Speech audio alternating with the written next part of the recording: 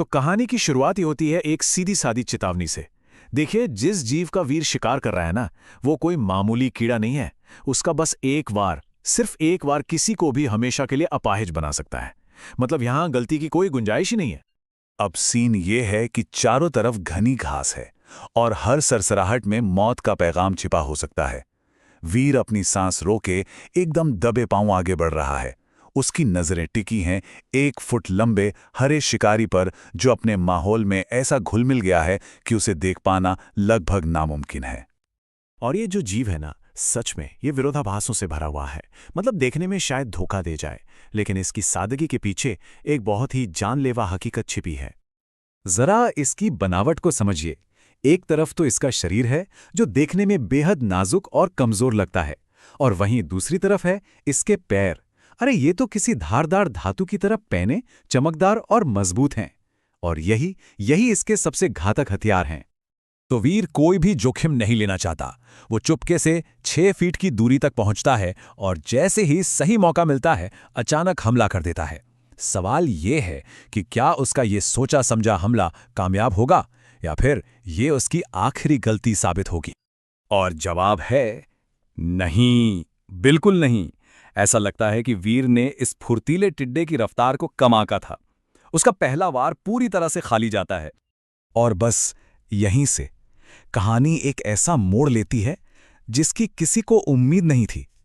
एक ऐसा राज सामने आता है जो सब कुछ बदल कर रख देगा। जैसे ही टिड्डा वीर के हमले से बचता है, वो पलटवार करता है, और वो भी सीधा वीर के सिर पर। लेकिन तभी एक तेज धातु जैसी आवाज गूंजती है, खनक। पता चलता है कि वीर अपने सुनहरे कवच की वजह से बच गया है। और ये कोई मामूली कवच नहीं है।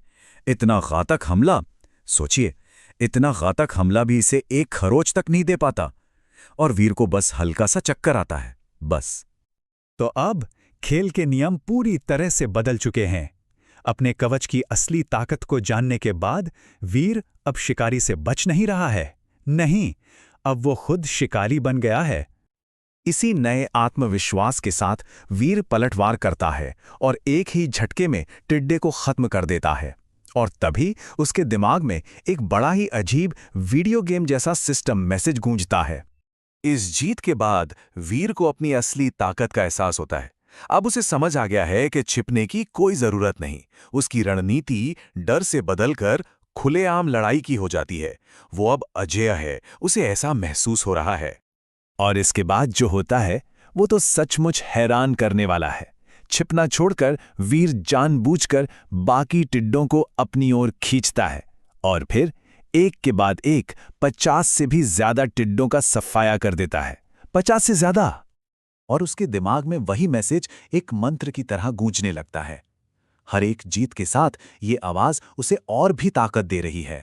ये दौरा और लड़ाई की उस पागलपन भरी रफ्तार को दिखाता है। वीर एक ऐसी ताकत बन चुका है जिसे रोकना अब नामुमकिन सा लग रहा है, और वो एक के बाद एक दुश्मनों को ढेर करता जा रहा है। यह आवाज अब उसकी जीत का संगीत बन चुकी है। उसने अकेले ही पूरे के पूरे इलाके को साफ कर दिया था। तो अब जब लड़ाई का मैदान खामोश हो चुका है, कहानी एक नया मोड़ लेती है। एक नया किरदार, जय, इस पूरी तबाही से अनजान उसी इलाके की ओर बढ़ रहा है। उसे क्या पता कि उसका सामना किससे होने वाला है। और इन दोनों किरदारों में जमीन आसमान का फर्क है। एक तरफ वीर है जो अकेला लड़ता है, एक अकेला योद्धा, और दूसरी तरफ है जय जो एक अमीर खानदान से है और जिसे टीम में काम करने की आदत है। मतलब दो बिल्कुल अलग दुनियाएं टकराने वाली हैं। तो सवाल ये उठता है कि जय आखिर यहां कर क्या रहा है। देखिए, उसे लेवल अप करने के लिए चाहिए 100 जीन पॉइंट्स, और ये पॉइंट सिर्फ म्यूटेंट एलियन से ही मिल सकते हैं। एक ऐसी चीज जिसे पैसे से खरीदना लगभग नामुमकिन है। इसीलिए वो यहां है। अब सोचिए, 1 महीने की नाकाम कोशिशों के बाद जय लगभग हार मान चुका है। उसका राशन खत्म हो रहा है, तो वो वापस जाने से पहले बस आखिरी बार टिड्डों के इलाके का चक्कर लगाने का फैसला करता है। और यही एक फैसला उसकी दुनिया हमेशा के लिए बदलने वाला है। जैसे ही वो इलाके में घुसता है, जय को एक अजीब भयानक खामोशी महसूस होती है। एक भी टिड्डा नहीं। फिर उसे जमीन पर खून के निशान दिखते हैं, और उसे ये समझते देर नहीं लगती कि किसी ने अकेले ही पूरे इलाके का सफाया कर दिया है। ये तो नामुमकिन था। कोई अकेला ये कैसे कर सकता है? तो खून के निशानों का पीछा करते हुए जय की नजर वीर पर पड़ती है। वो टिड्डों की लाशों के ढेर के बीच किसी देवता की तरह खड़ा है। जय की आंखें फटी की फटी रह जाती हैं और उसके मुंह से बस यही निकल पाता है। तो अब हम कहानी के इस मोड़ पर आ खड़े हुए हैं। एक अकेला योद्धा जिसे अभी अभी अपनी असली ताकत का एहसास हुआ है, और दूसरी तरफ एक टीम का सदस्य जो ताकत की तलाश में है। जब ये दो दुनियाएं टकराएंगी तो क्या होगा? ये एक ऐसा सवाल है जो हमें इस कहानी के अगले अध्याय का बेसब्री से इंतजार करने पर मजबूर कर देता है। तो कहानी की शुरुआत होती है एक बड़े ही हैरान कर देने वाले सीन से।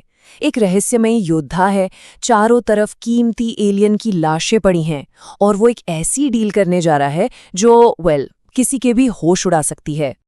और तभी सीन में एंट्री होती है जय की। जय खरीदार है और उसे लगता है कि भाई आज तो जैकपॉट लग गया, लेकिन उसे जरा भी अंदाजा नहीं है कि जिससे वो मिलने वाला है वो कोई आम सेलर नहीं, बल्कि खुद में ही एक पहेली है। जय की तो आंखें फटी की फटी रह जाती हैं जब वो देखता है कि जमीन पर कितने सारे एलियंस मरे पड़े हैं। ये कोई छोटी मोटी बात नहीं थी। अरे ये तो ऐसा काम था जिसे करने के लिए इस ग्रह के बड़े से बड़े योद्धाओं को भी टीम बनानी पड़ती है। तो बस जय के दिमाग में पहला सवाल यही आता है, भाई ये है कौन? आखिर कैसे कोई अकेला इतने सारे टिड्डों को मार सकता है?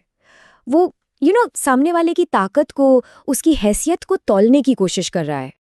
लेकिन रुकिए, जय की हैरानी का कोटा अभी पूरा नहीं हुआ था, क्योंकि अब जो डील सामने आती है वो तो किसी भी बिजनेस लॉजिक के हिसाब से बिल्कुल ही बेतुकी है। तो ये जो सेलर है वीर, वो हर एक फुर्तीले टिड्डे के लिए कीमत लगाता है सिर्फ 10,000 रुपए। हाँ, आपने सही सुना, सिर्फ 10,000। ये एक ऐसी कीमत थी जो जय को लगा कि ये तो मजाक चल रहा है। अब जय को तुरंत शक होता है। उसके दिमाग में चलने लगता है, क्या ये बंदा पहली बार कुछ बेच रहा है? इतना पावरफुल वॉरियर बिजनेस में इतना कच्चा कैसे हो सकता है? या मैंने ही कुछ गलत सुन लिया है? तो फटाफट गिनती होती है और वीर उन सभी 43 टिड्डों के लिए सिर्फ 4 लाख रुपए मांगता है। लेकिन जय तो इस खेल का असली खिलाड़ी है। वो 4 लाख की जगह सीधे 10 लाख रुपए थमा देता है। सोचिए जरा। तो सवाल ये है कि आखिर कोई खरीदार मांगी गई कीमत से दोगुने से भी ज्यादा पैसे क्यों देगा? जवाब सिंपल है, क्योंकि यहाँ ये दोनों लोग दो बिल्कुल अलग अलग गेम खेल रहे हैं। और यहीं पर जय का असली गेम प्लान सामने आता है। देखिए, उसकी नज़र उन टिड्डों पर है ही नहीं, उसकी नज़र तो उस बंदे पर है जिसने उन्हें मारा है। वो असल में माल नहीं खरीद रहा, वो तो सप्लायर में इन्वेस्ट कर रहा है, एक लॉन्ग टर्म रिलेशनशिप बना रहा है। लेकिन सिक्के का दूसरा पहलू भी तो है वीर। वो बिल्कुल अलग लेवल पर सोच रहा है। उससे इन टिड्डों की असली कीमत अच्छे से पता है, लेकिन उसके लिए इस वक्त पैसा जरूरी नहीं है, जरूरी है टाइम और एनर्जी। तो इस पूरे सीन की जो सबसे बड़ी विडंबना है वो यही है। जय को लग रहा है कि वो एक नौसीखियों को बेवकूफ बना रहा है, उसे अपनी बातों में फंसा रहा है, जबकि वीर तो बस एक प्रैक्टिकल फैसला ले रहा है। उसके लिए ये सब छोटी मोटी चीजें हैं, उसका असली मिशन तो कहीं ज्यादा बड़ा है। अब जय इस मौके को जाने कहाँ देने वाला था। वो फौरन अपना अगला दांव चलता है ताकि इस सोने का अंडा देने वाली मुर्गी को हमेशा के लिए अपने साथ जोड़ सके। वो क्या करता है, वो वीर को 1 लाख रुपए और देता है एडवांस के तौर पर।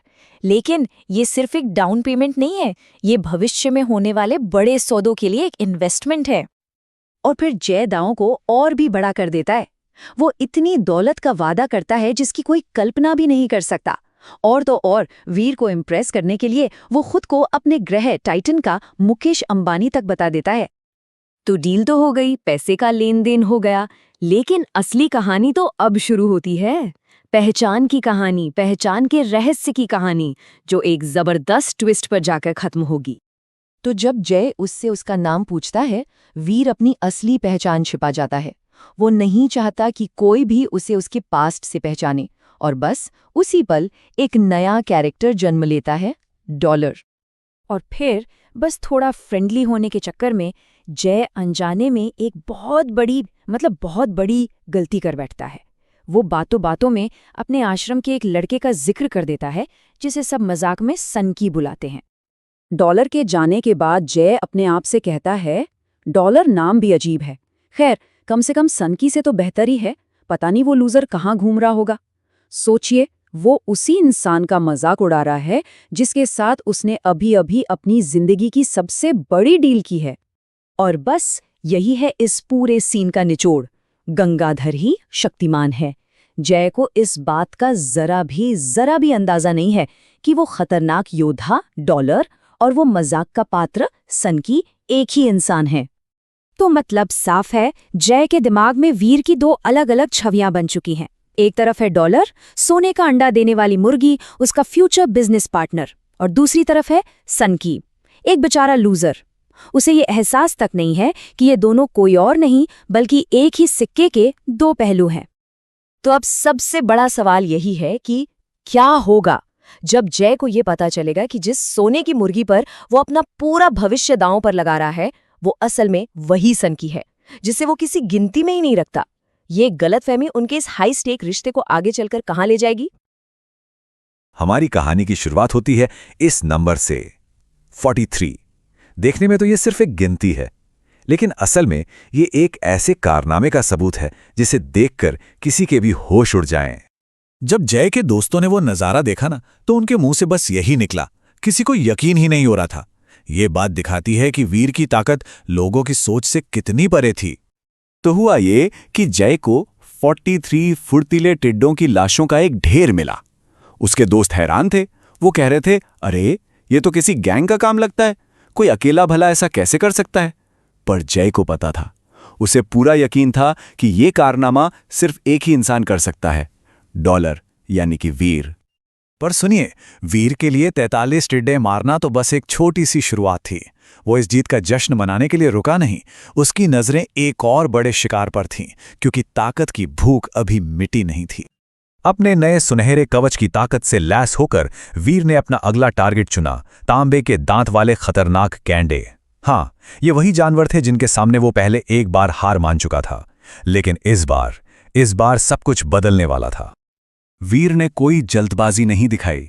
एक असली शिकारी की तरह उसने बिल्कुल सही मौके का इंतजार किया, और जैसे ही दो गैंडे अपने झुंड से थोड़ा अलग हुए, उसने धावा बोल दिया।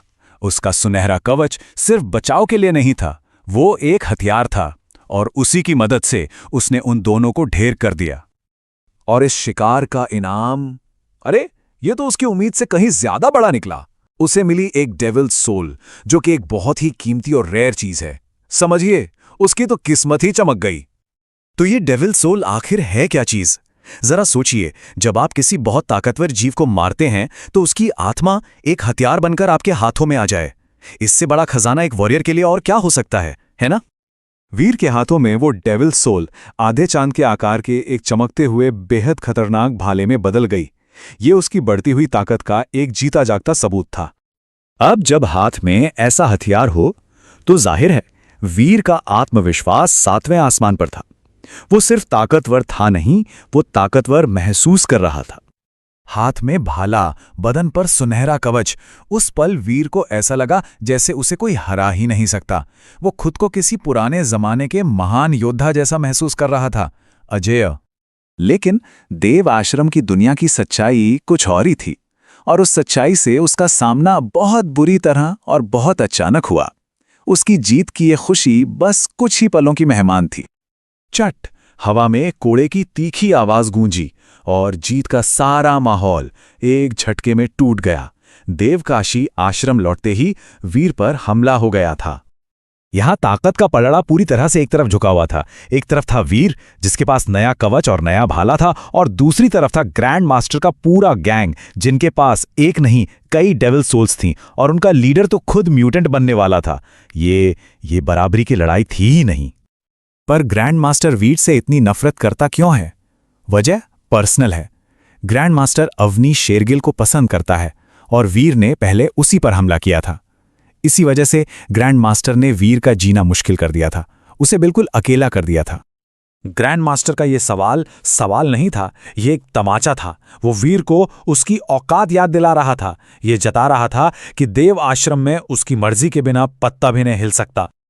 वीर चाहता तो लड़ सकता था, पर वो चुपचाप ये सारी बेइज्जती सहता रहा। ये कायरता नहीं थी, उसे अपनी नहीं, अपनी माँ और बहन की फिक्र थी। अगर उसे कुछ हो जाता तो उनका ख्याल कौन रखता? ये हार वीर को तोड़ती नहीं है, बल्कि ये उसे एक नया मकसद दे जाती है। ये बेइज्जती अब बदले की आग में बदलने वाली थी। लोग उस पर हंस रहे थे, उसका मजाक उड़ा रहे थे, पर वीर ने उन सबको नजरअंदाज किया, अपना शिकार उठाया और वहां से चल पड़ा। बाहर से वो शांत था, पर उसकी आंखों में गुस्सा जल रहा था। यही वो संकल्प था जो उसके दिल में पैदा हुआ। उसी पल एक जलील हुआ इंसान एक शिकारी बन गया। अब उसका सिर्फ एक ही मकसद था, इतनी ताकत हासिल करना कि कोई उसे दोबारा इस तरह से बेइज्जत करने की हिम्मत न कर सके। और ये कोई पल भर का गुस्सा नहीं था, ये एक वादा था जो उसने खुद से किया। वो जानता था कि एक दिन आएगा जब वो इस बेइज्जती का बदला उन सब से लेगा, एक एक से। और इस बदले का सबसे बड़ा हथियार क्या बनेगा? वो है काला क्रिस्टल, एक रहस्यमयी चीज जिसमें उसके भविष्य की ताकत छिपी है। लेकिन आखिर ये क्रिस्टल है क्या, और वीर इसका इस्तेमाल कैसे करेगा? इसका जवाब हमें आगे की कहानी में मिलेगा।